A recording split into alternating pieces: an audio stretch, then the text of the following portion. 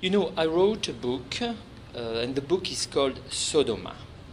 This book is about homosexuality in the Vatican, the homosexuality of priests, bishops, cardinals. And a lot of them, the majority of them, a high percentage of them, even here in Poland, are gay.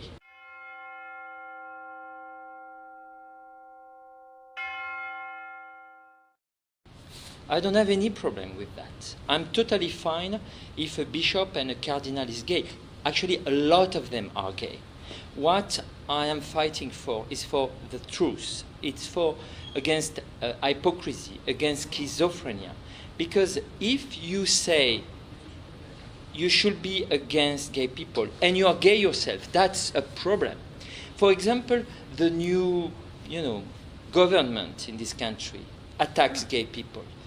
But why they do that? They said we are in favor of church and we are against gay people. But they are the same. The priests and the bishops are quite often gay. So when you attack the gay people, you also attack the church because they are the same family. I want just to explain the reality. A lot of the cardinals, even under John Paul II and Benedict XVI, were gay and actively gay with prostitutes.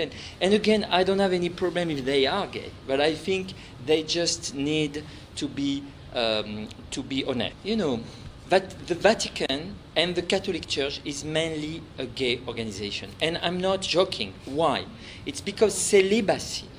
When you are gay, and they said, be careful, if you become priest, you are not going to be with women. You cannot marry. The gay priests are so happy by that because that's the case. And the priests are so happy not to be married because they are gay. And my book is very serious. I'm not against anyone. I'm not even against the church because I tell the story of the truth.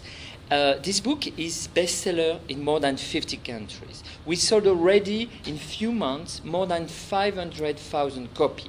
Here in Poland, my book is sold more than 60,000 copies already. So it's an incredible success. The people understand the reality. And once again, everything is on facts. Everything is based on documents, testimony. I lived in the Vatican. I lived with cardinals and priests inside the Vatican for 4 years in Italy. And I discovered the secret, the big secret of the last 50 years, the secret of a huge gay community. There is more gay people now in the Vatican than in Castro, the gay neighborhood of San Francisco. To believe. The Article 2 also says that you can and you have to separate very strictly politics and government in one side and religion in the other side. So yes, you have the right to believe, but you also have the same right to criticize religion. And it has been the case for centuries, at least since the French Revolution. It is before Rousseau, it is Voltaire, it is Rimbaud, it is Victor Hugo. You have the right to believe, and you have the right to criticize the church. Do Christ had gays to hide their homosexuality? Yes, of course, yes. This is not a question of the people. This is not a problem of the persons. I'm not against them. It is a sociology. It's a sociology that explains that the church, for a long time, recruit, promote, and basically accept gay people in need. And again, it's not a problem for me. I'm very happy when the priests are gay. The problem is hypocrisy. It's schizophrenia. And of course, there is also the problem of the abuse. But once again, homosexuality and sexual abuse are totally two different things. Homosexuality is legal. It's normal. It's even natural. Abuse is a crime. And you need to make the difference. The big counter-natural things is what? Chastity. Chastity is the problem. Because chastity doesn't exist in many cases. Chastity means you lie to yourself. You cannot be yourself. And because of that, you have repression, you are lying. And because of that, we have now the multiple scandals in Poland, but everywhere in the world, about pedophilia. And once again, here, you have cardinals. I know them. They are gay.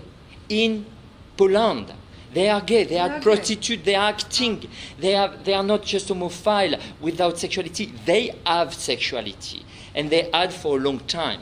This lie needs to change, because I love the church, and I think the church needs to be perfect, and to be perfect you need to tell the truth. I'm also a big supporter of Pope Francis, and Pope Francis is in war today with a lot of cardinals that are far right-wing cardinals. They are quite often homosexual, and they criticize Francis because he's too gay-friendly when he's straight and they are gay. So there is an incredible hypocrisy and schizophrenia in the church, and this is why everything is bad. That's a dead end. Francis is trying in the current synod that will be in Rome on the Amazonia in October, is trying to accept that married men can become priests, that women will have more responsibility in the church, and is also more gay-friendly than his predecessor. I think it goes in the good direction. And I just think Francis has to be helped, and because he's trying to change the church in a good way. It is a problem only in Catholic Church. You know, we are in Poland, okay? And in Poland you have a lot of Catholic. But the sexual abuse crisis doesn't exist in the Jewish community. Not even in the Muslim. Not even in the Orthodox. Why? Not in evangelical. Why? Because of chastity. Chastity is the problem of the sexual abuse. And all the people that accept today that the priests stay chaste are part of the organization that helps and actually don't fight against the sexual abuse. That's the key point. Knows that. Every Vaticanist knows that. And even the Pope spoke about my book saying, I read it, it is good, I knew everything. That's why I call it Sodoma. No, I'm a journalist. I work for one of the most famous national radio in France. I'm also, this book was a New York Times bestseller. I'm invited everywhere to discuss all these kind of things. And yes, for now, I love Poland. You know, I've been here. When I was 20 years old, I came here because I used to be a big fan of what we called la chute du mur, so the end of the Berlin Wall and the Poland liberation. And I used to live in Romania, in Hungary, in Czechoslovakia, in Russia at that time, when everything was changing. And I'm a big fan of the movement of liberation. And I think in a country like this one, you have now to liberate on something more than just communism. That's Catholicism. Not Catholicism per se. Catholicism is not bad or good. What is bad is when politics and religion are making together a connection. We in France, but also in the US, in UK, in Germany, in Spain, wherever it's a real democracy, you need a clear separation between politics and faith. Faith, it's you, it's private, it's your own personality. Politics is what we have in common. So you need to separate the church and politics, and it has to be done in Poland. Otherwise, there is no real democracy if the church has power. You're right. There is many reasons why you can fight against Francis. And to tell you the truth, I was not a very big advocate of Francis when I began my